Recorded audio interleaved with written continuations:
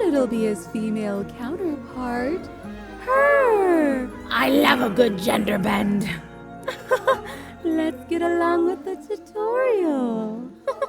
So for the outfit, I'm going to be using this pink glittery tulle fabric. You want something that is going to ruffle easily, so anything that is tulle or very thick and stiff. I'm also going to be using this red lacy fabric for a skirt. Preferably for this skirt, you want to use something that's nice and flowy.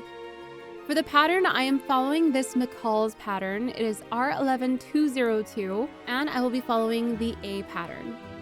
First, lay out your tulle, and I'm going to measure about 4 inches. Then we're gonna fold that in half and cut it. And we're gonna be making the ruffles. So we want long, nice strips. I'm gonna cut multiple of these so I don't have to keep going back and forth between cutting.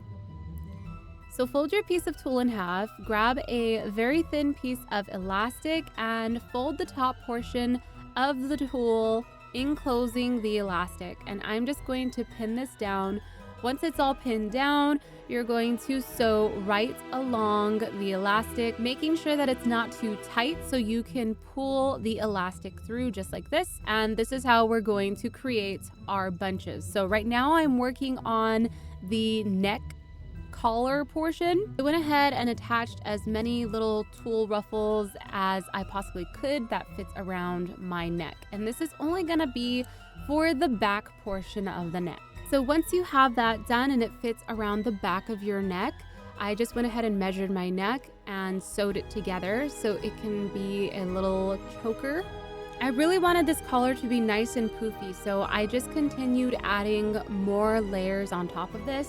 And to make the layers gradually increase and look a lot more flowy. So I did about 4 inches for the first one and about 5.5 inches for the second one. Then I just repeated the same process by creating the little bunches. Again, this portion is only for the back of the neck to make it nice and poofy. And I decided to create 2 separate pieces.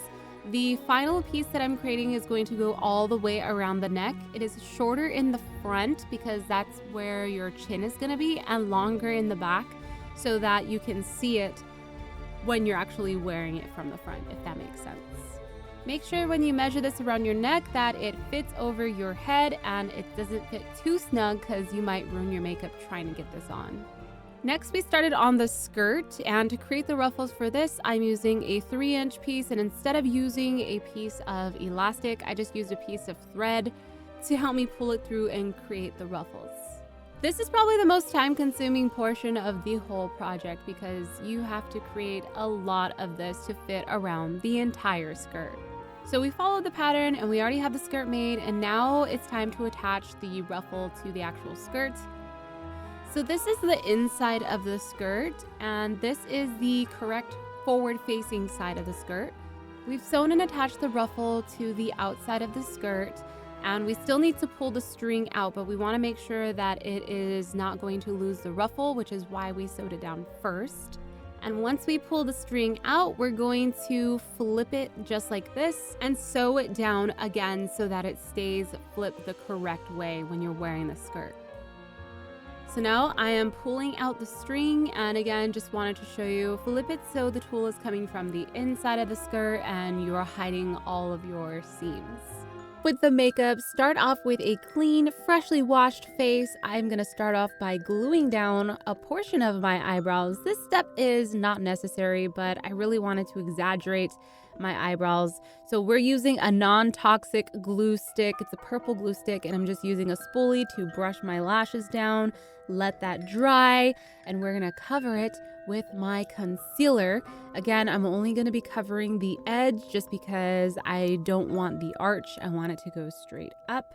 So make sure that the glue is completely dry, and I glued it down 2 times before proceeding with this step.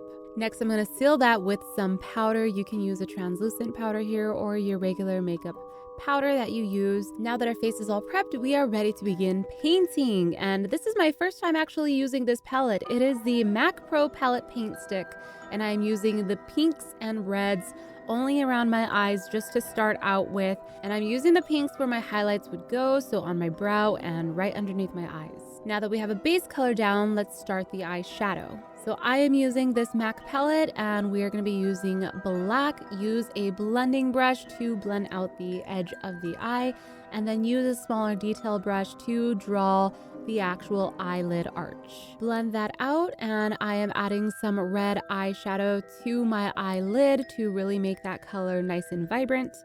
Then I went ahead and grabbed a silver color to add for the highlights on the inner corners of my eyes.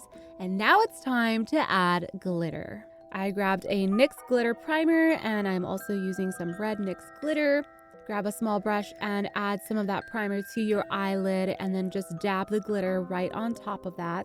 And I'm going to be covering most of my eyelid with this glitter. And I'm just stopping right where the black begins to blend. Now I'm just going to add more red paint to my face, kind of blend this out. I am adding some more of that silver highlight to my brow bone, and I'm going to draw in my eyebrows with this black Mehron face paint. Grab a small detailed brush, and I really wanted my eyebrows to have a little wispy look, so I wanted to keep the hairs looking natural, so just do this in an upward stroke motion to keep that look.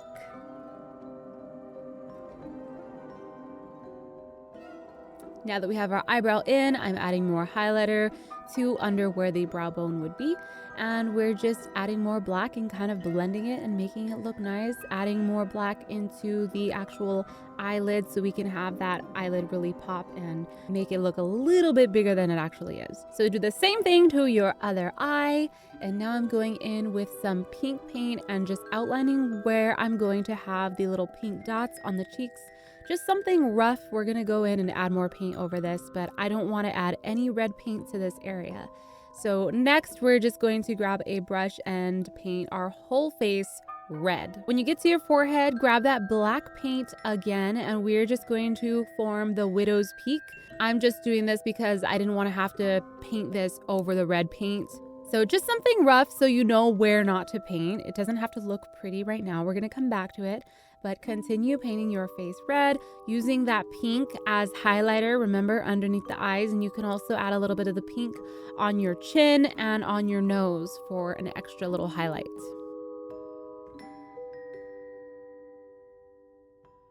Now I'm just grabbing a pink eyeshadow and just adding this underneath my eyes. I'm grabbing a white eyelid pencil and putting this in my waterline to really accentuate the whites of my eyes. And I wanted to extend my eyes a little bit, so I grabbed some of that white paint from our MAC palette and placed that on the inner corners of my eyes to extend my eyes just a little bit.